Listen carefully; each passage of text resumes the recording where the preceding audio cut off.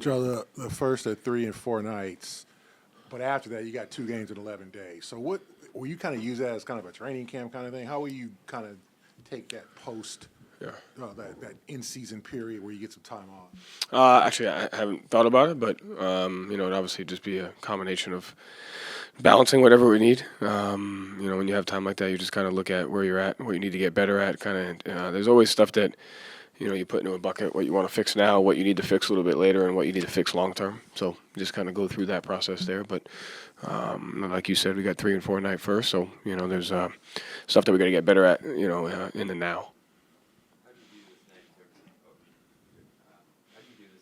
It's gonna cut him off. No, go ahead, Bobby. Go ahead, man. You got the microphone. You got it, buddy.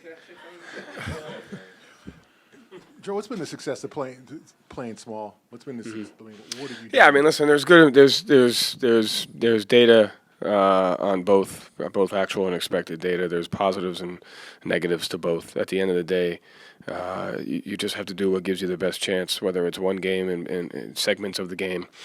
And so for us, obviously, it's upticked our offense. Our layup percentage is at 40%. When we are small, just being able to spread guys out and dribble drive there. Obviously, you have some defensive limitations, whether it's rebounding or rim protection. So, you're just constantly balancing the pros and cons of both of those things. And whatever makes the most sense at that particular time, we just have to be willing to do.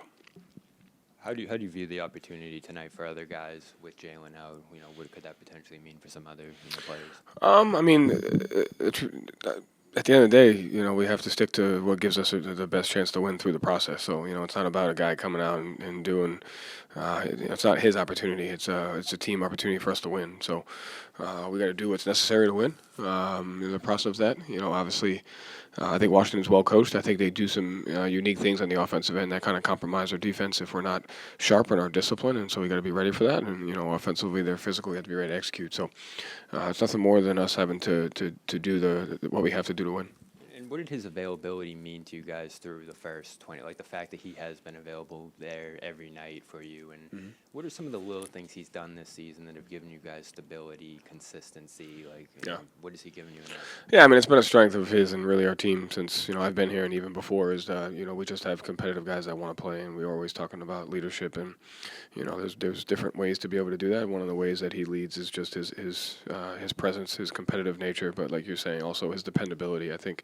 As a coach, one of the things you're always asking for is who you can depend on, the consistency of your best players from a mindset standpoint, from a physical standpoint. And I think, Jaylen's done that this year, but he's done it his entire career.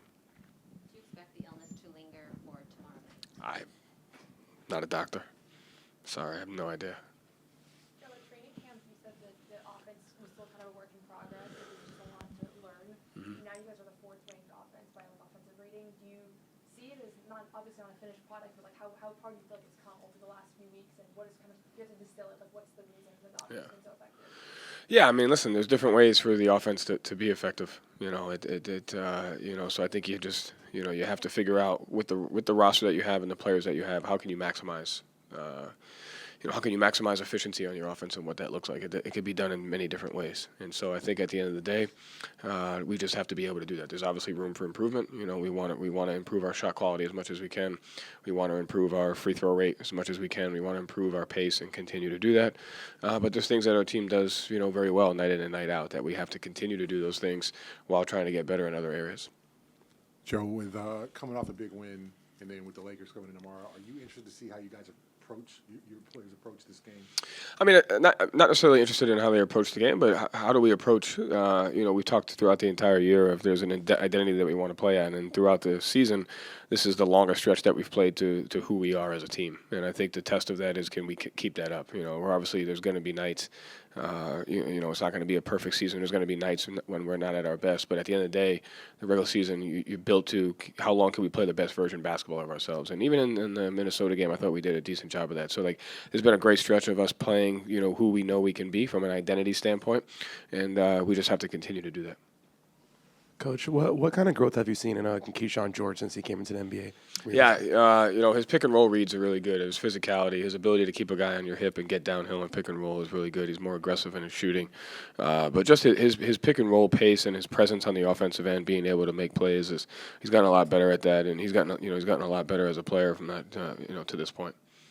Jay, you said this is the longest stretch you guys have played the way you want to play. Is there anything specific that you think has gone into that? Like, what made it click, and like what has made it extend this way? Yeah, I mean, it's just a combination, right? I mean, I think at the end of the day, we have to execute the game plan, which we've gotten better at that. We have to play with a level of physicality, a mindset, and kind of be who we are as far as a tough team, and we've done some of those things. And again, it guarantees you nothing. It's a decision that you have to make daily, but we're getting better and better, and tonight's another test that we have to do it.